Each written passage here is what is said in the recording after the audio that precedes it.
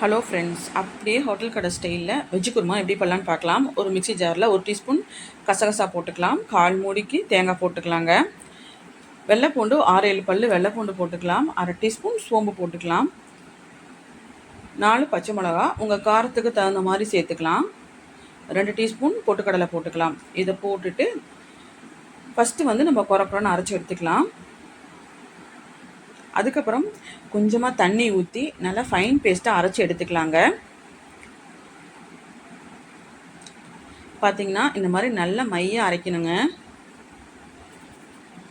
அதுக்கப்புறம் ஒரு கடாயில் 2 டீஸ்பூன் எண்ணெய் சேர்த்துக்கிறேன். 1/2 டீஸ்பூன் சோம்பு, 1/4 டீஸ்பூன் மேலே கொஞ்சம் கல்பாசி போட்டுக்கலாங்க. ஒரு பச்சை மிளகா போட்டுக்கலாம். 2 பெரிய வெங்காயத்தை நீளமாக கட் பண்ணி சேர்த்துருக்குறேன். அதை போட்டுட்டு நல்லா வதக்கிக்கலாம். 1/2 டீஸ்பூன் இஞ்சி பூண்டு பேஸ்ட்டு போட்டுக்கலாங்க. அதை 2 வதக்கிட்டு 2 தக்காளி பழத்தை மட்டும் போட்டுக்கலாம். தக்காளி அதிகமாக போட வேணாம், 2 போட்டுக்கலாம். உப்பு போட்டு இதை நல்லா வதக்கிக்கலாம்.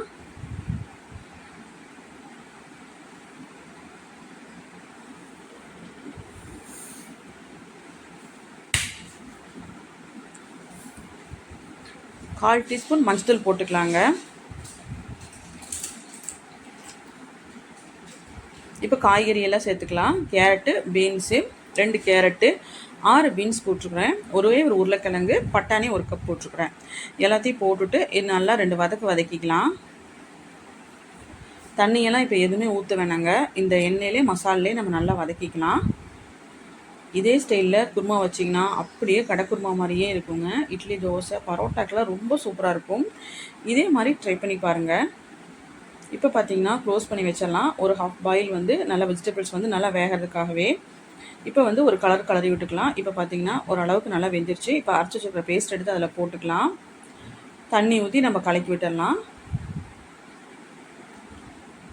பார்த்தீங்கன்னா அளவாக மஞ்சள் போட்டங்காட்டிக்கு ஒரு கோல்டன் கலரில் இருக்குது குருமா. பார்க்கவே சூப்பராக இருக்குது.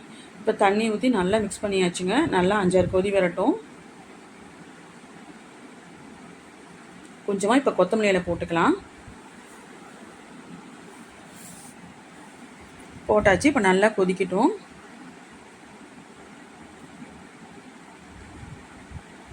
பார்த்தீங்கன்னா நல்லா தலப்பில் நல்லா கொதிக்குது. இப்போ நல்லா ஒரு மிக்ஸ் பண்ணிக்கலாம். இப்போ நல்லா மிக்ஸ் பண்ணிக்கலாங்க. அவ்வளோதான். வீடியோ பிடிச்சி லைக் பண்ணுங்கள், ஷேர் பண்ணுங்கள், மறக்காமல் ஃபாலோ பண்ணி சப்ஸ்கிரைப் பண்ணுங்கள்.